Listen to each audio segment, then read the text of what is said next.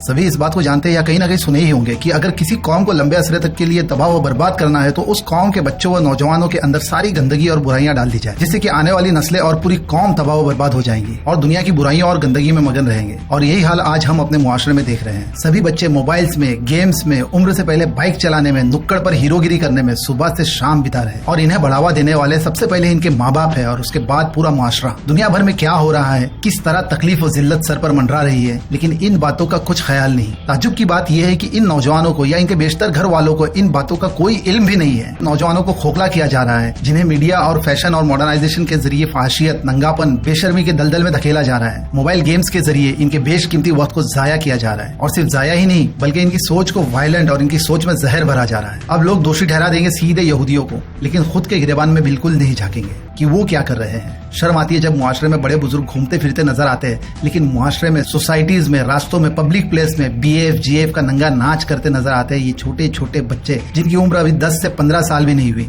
जो 6ठी या 7वीं क्लास में पढ़ते होंगे। इनमें से अक्सर इनके माँ बाप जिम्मेदार है कि वो इन्हें खुली छूट दे रखे हैं और अगर कोई दूसरा समझाना चाहे तो उससे लड़ाई झगड़ा शुरू कर देंगे, जैसे उनकी औलाद ने कोई बुराई करके बहुत बड़ा तीर मारा है। ऐसे कितने ही बुराइयां रोजाना हमारे नजरों के सामने होती है, लेकिन अब हम इन चीजों के आदी हो गए हैं। बुराई बुरी लगती नहीं, नंगापन नंगा लगता नहीं, क्योंकि लोगों ने अपने अपने घरों में तरबियत करना, बच्चों को डांटना, समझाना, मोहब्बत करना, उन्हें वक्त देना छोड़ दिए हैं। और जब मुआशरे में हर घर या बेशतर घरों का हाल ऐसा ही होगा तो उस मुआशरे में निकलकर आने वाले लोग भी तो यही होंगे। माँ बाप की ख्वाहिश बस बच्चों की दुनिया बन जाए, यही बनकर रह गया है। अपनी औलाद से हकीकी मोहब्बत होती तो उन्हें उस आग के घड़े में गिरने से बचाते जो सभी के लिए तैयार रखा है आखिरत में। ऐसी हजारों बातें हैं और इन बातों को भी यहाँ बताने का ये मकसद नहीं कि कुछ ने सुना कुछ ने नहीं और फॉरवर्ड कर दिया बस खत्म, नहीं, बल्कि मुआशरे में हर इंसान को उठना होगा, बुराई को रोकना होगा, इन नौजवान नस्लों को सही रुख की तरफ मोड़ना होगा जिन्हें पता ही नहीं कि उनकी जिंदगी का असल मकसद क्या है और जिन बुराइयों में ये लगे हुए हैं उससे कितना नुकसान होगा उन्हें, मुआशरे को, उनके घर को, खुद अपने आप को। और अगर ये बच्चे, ये नौजवान ऐसे ही रहेंगे तो पूरा का पूरा कौम खोखला होगा।